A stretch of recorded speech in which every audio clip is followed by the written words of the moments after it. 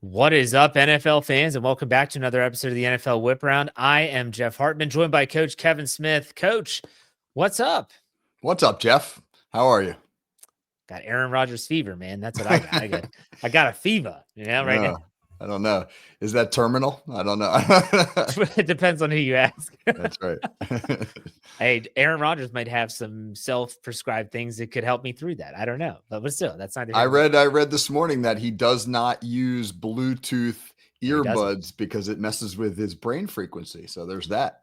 Hey, I actually believe in that as well. I don't use Bluetooth stuff either. I still, either listen on my speakerphone or these are still wired in headphones that I have here. So maybe there's too many similarities between me and Mr. Rogers' neighborhood right now. But that's right, man. You two guys are two peas in a pod there, Jeff. Yes, we do a darkness retreat together. We sit in the dark together. So anyways, I titled this, is there any Aaron Rodgers magic left? Let's start off with that signing that happened last Thursday afternoon, evening.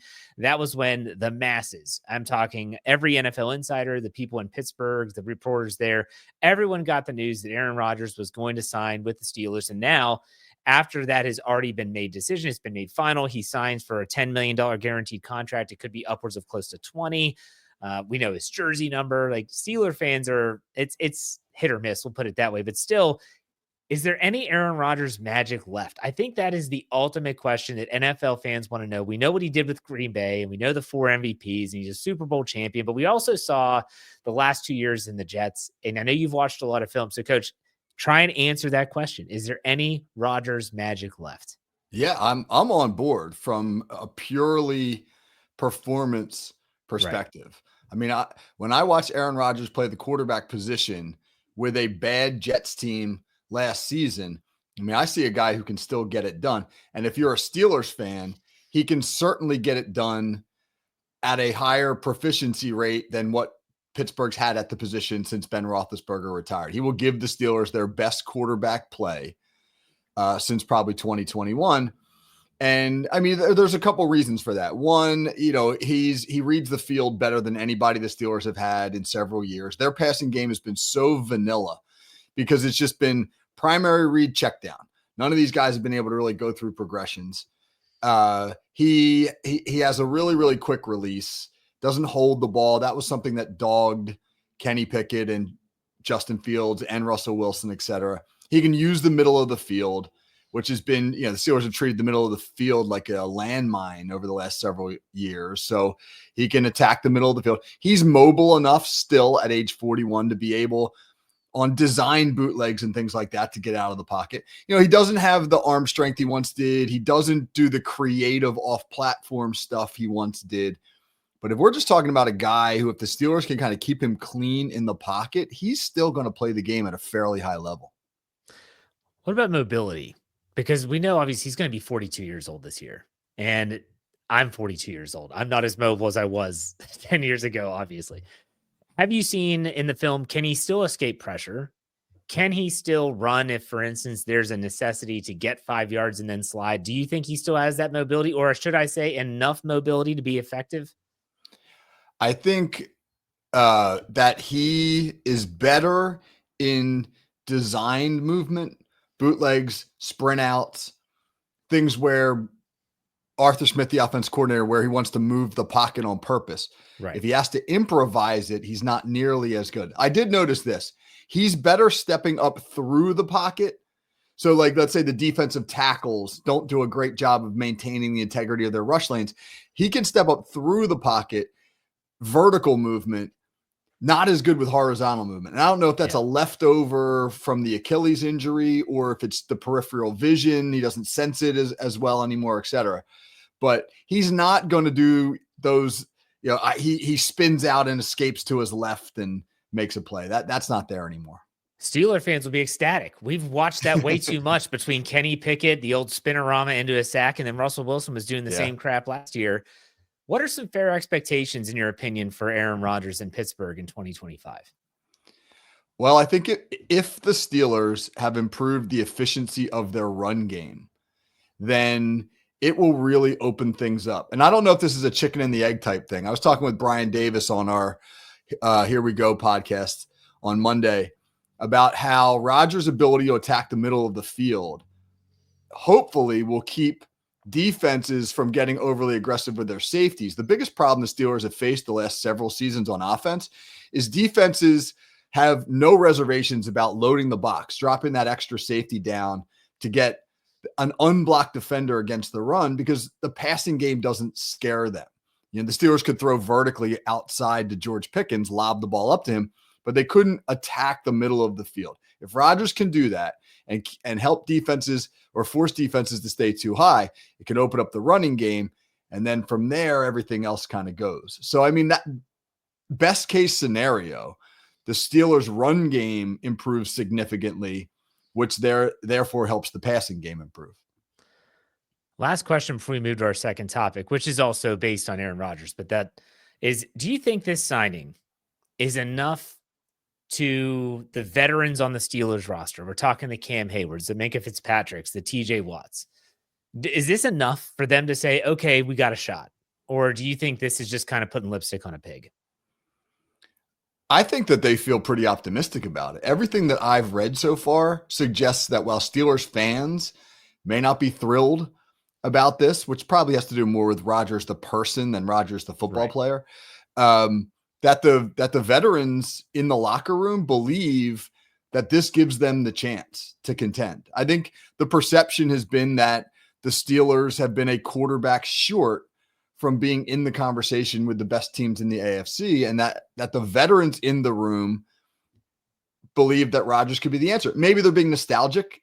Cam Hayward played against Aaron Rodgers in his prime, as did some of those other older players. So I don't know if that's nostalgia or if that's a legitimate faith in who he still is, but I do believe that they think they've got the right guy. Is the quarterback room, the way it's structured in Pittsburgh right now, better than the 2024 version, which had Russell Wilson and Justin Fields? I think definitely. Definitely. I think that, I think that Mason Rudolph in and of himself could have given them similar play to what they got last year. Maybe not better, but in the same realm. But I think Rodgers is a step up for sure. All right, but let's continue with the Rodgers talk, but in a very unique way. In week 8, and that's October 26th, for those that don't know when that is, Aaron Rodgers has a very unique opportunity to become one of 5 quarterbacks in NFL history to beat all 32 teams with a win. Now, you're thinking about players that have had a lot of wins, but think about Ben Roethlisberger as an example. He was a one-helmet guy, as Mike Tomlin calls him. He never had the opportunity to beat the Steelers because he never left. Aaron Rodgers, if he beats the Packers, would be one of 5, and that's joining Brett Favre, Peyton Manning, Tom Brady, and Drew Brees. Coach, what do you make of this? This is a very obscure statistic, but what do you make of this? This is pretty interesting.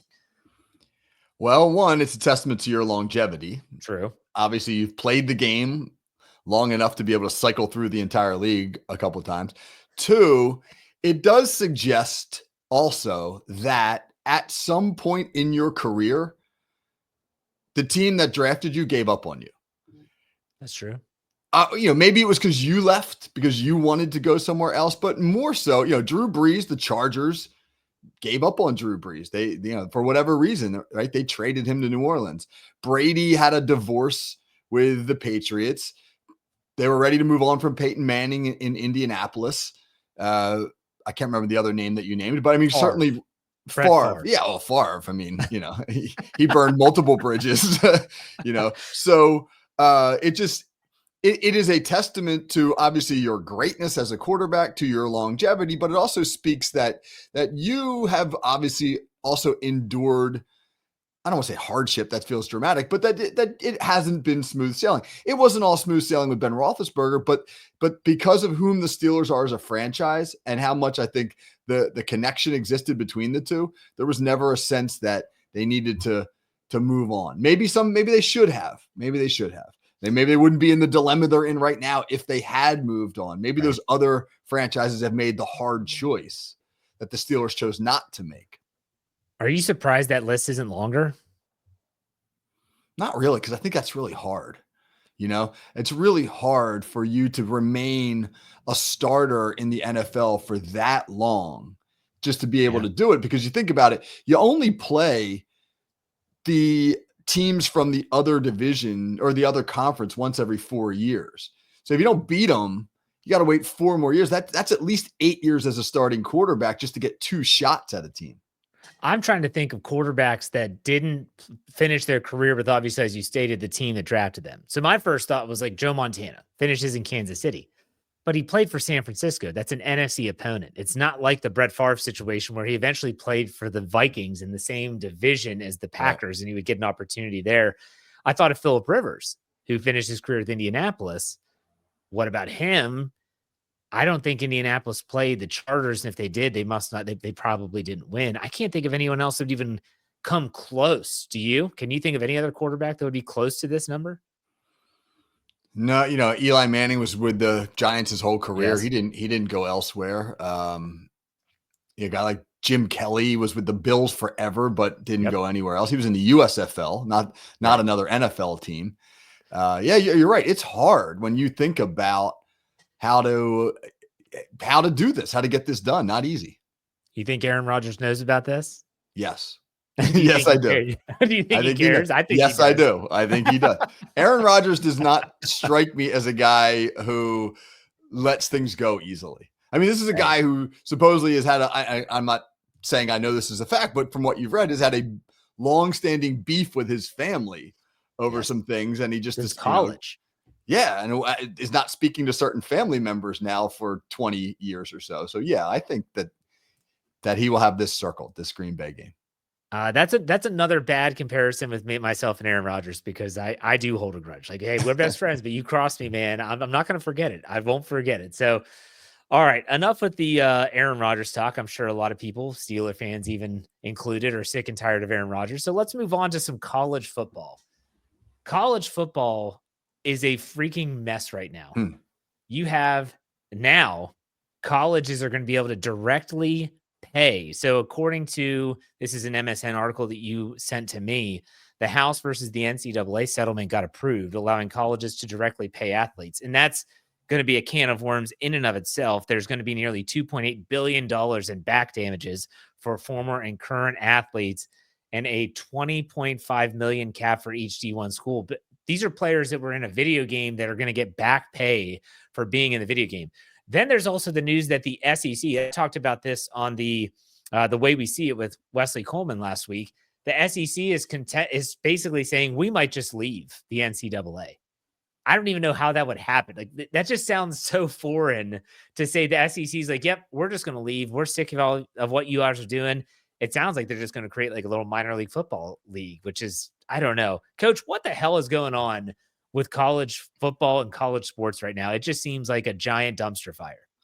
This is a complicated ruling. Like you mentioned, it's going to allow schools to directly pay their athletes up to $20.5 million per year. How they choose to distribute that money, I'm sure, will be a matter of lawsuits, because now what you're going to pay? You're going to pay all your football players because they make the most money for the school. Well, that makes sense. You could say, hey, we need the football revenue, so we need obviously to pay our football players the most. Well, does that violate Title IX?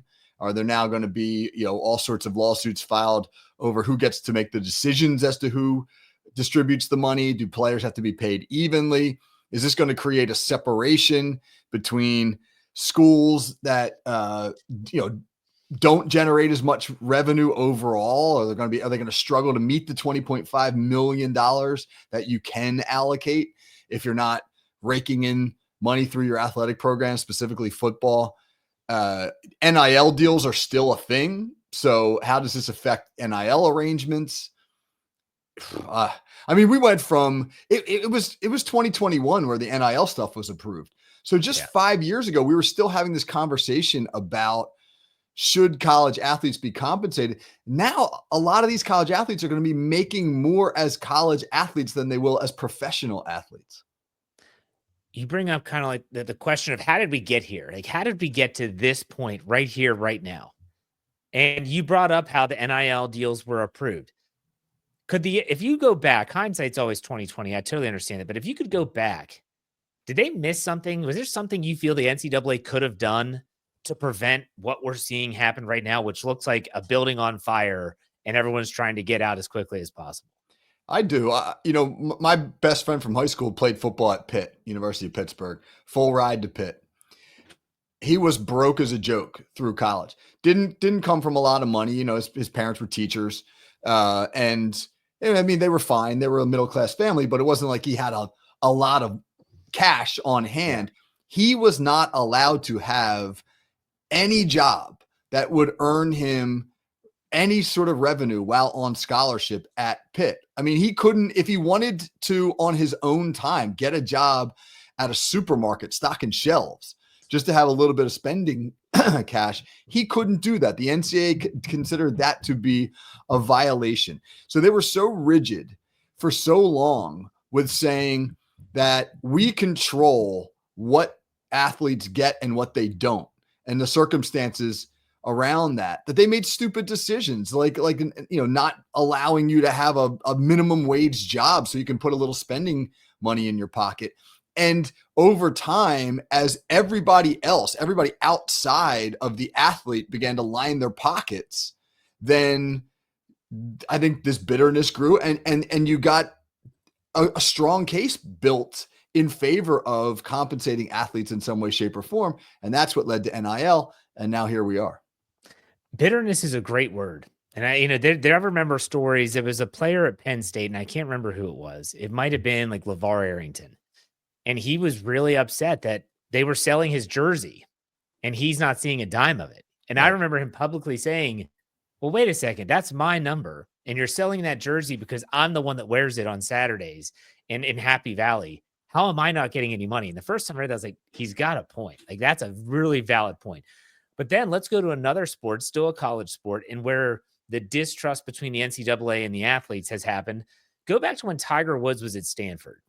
Okay, so he was an amateur athlete. He played down at Bay Hill in Florida. That's Arnold Palmer's course. It was his tournament. Afterwards, he goes out to dinner with Arnold Palmer. Arnold Palmer picks up the tab for dinner. He didn't pay him. He didn't pay him personally, but he picked up the tab. The NCAA suspended Tiger Woods. He had to appeal and send a personal check for the amount of money for dinner to the NCAA just to be able to play in the NCAA the tournament there for golf. And it was after that he said, screw this. I'm done with college. I'm turning pro. And so it's a long standing, I don't even want to call it a rivalry, but it does feel like that between the athletes and the NCAA. I want to get your take, not just on this NIL stuff. And well, before we go on to the SEC, what do you think is going to happen? You said lawsuits, Title IX, all that stuff. I agree 100%. Where is this going to end? That's a great question. It feels as though the future of the NCAA as the organization that controls amateur sports is in serious jeopardy. And that given the fact that these athletes are now amateur in status only, certainly not in terms of their earnings because they're getting paid, what will stop them from forming a union, from creating their own leagues? At what point will they no longer need colleges to be able to do what they do? I mean, we've seen this already happen at the high school level. I spent all weekend at my son's AAU basketball tournament, which went Saturday and Sunday, run and financed by private entities that these AAU tournaments now attract college coaches. They recruit a lot of times these athletes out of AAU, which isn't to say that high school basketball is still not important. It's just that high school sports no longer have a stranglehold on all of the sports that they once did, that clubs and AAU and these organizations are more involved. I can absolutely see that happening down the road with college. What do you think about this? I mean, this is a great segue. What do you think about the rumors and reports that the SEC is about to say, you know what, we're about to pull the plug and we're just going to leave? Like, I don't even know. I can't even wrap my brain around what that would even look like. And Wesley tried last week. He's like, well, look, like the SEC is going to grow. They're going to get another 50 plus schools to join the SEC. They're going to have their own TV deal. They'll have their own championship. I can't even when the way he did it, I understood what he was saying, but I can't wrap my head around it. What are we going to have, an SEC champion at the end of the year and an NCAA champion that's completely watered down because all the great teams and great schools are in the SEC? And what do you think about that? What's your take?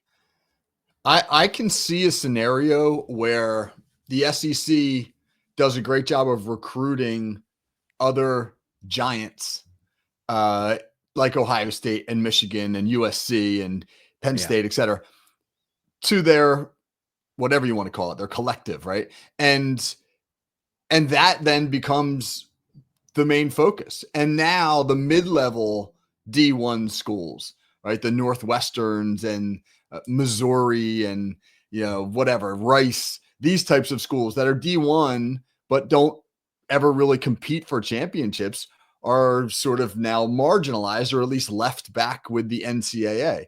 The idea of having all 130 Division I teams under the same umbrella feels like an antiquated idea, and that there's going to be a separation between the haves and the have-nots at some point. I maybe the SEC leaving will eventually stem to these individual a giant. Okay, we get big conferences, or maybe this is what we need.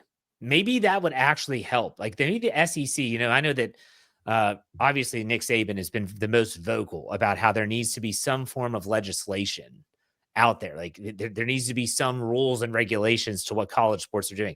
Maybe SEC needs to leave. And I don't know. Do you think that this is like the first step of a positive move, or do you think it would be negative? I think the current system's broken. If you look at most conferences, and there's only 4 major ones left, in each of those 4 conferences, you have 2 or 3 teams, maybe 4 tops, who can win the conference, get into the national playoff, and compete for the national championship each year. And then you have 7, 8, 9 teams that have no shot. Illinois and Purdue in the Big Ten, for example. Right. Maybe once every 10, 12, 15 years, they have a team that's exceptional. But otherwise, they're just kind of competing with one another for some middle of the conference status and some mid-level bowl. They're going to go down to, the Boca Raton Bowl or something like that, right? What is rewarding about that, right? What is compelling about that? If you're Ohio State and under the current format, if you lose 2 games against your current slate of opponents, that's a bad season. Yep. So what makes that interesting? Ohio State against Indiana in mid-October. There's nothing interesting there. But if you go to a super conference and every week it's like you're up against a team that is in a legit conversation about being able to compete for a national championship, that suddenly becomes fascinating. And that's where all the money will go, and that's where all the betting will go. I think that's where we're headed. I will say this. I think that, and this is the last thing we'll say about this before we move on. I think that right now we are on the precipice of something drastically happening in college sports. It might not happen this year. It might, but in the next 5 years, I think we're going to be seeing some tremendous change, whether it's positive or negative, we'll have to see. But I think that a lot of people, like you just outlined, I think change might be necessary. Like you said, it's antiquated. You can't just keep on doing the same thing without evolving with the times. And now the evolution is passing them by. So we'll see. We'll keep tabs on this, even though it's not an NFL topic, it is a football topic, and we'll keep tabs on it. Let's talk about topic 4. That is I thought it was pretty surprising. Jair Alexander, cornerback of the Green Bay Packers. They had been trying to redo a deal with him. The often injured, I should say, Jair Alexander, who's struggled with health. He got released, or is being released. I'm not sure if that's which is a proper term. I don't know if it's been made official that they've released him. What do you think about his free agency? If he hits free agency, where do you think is a good fit? And what do you think about him as a player? He's a 2-time Pro Bowler.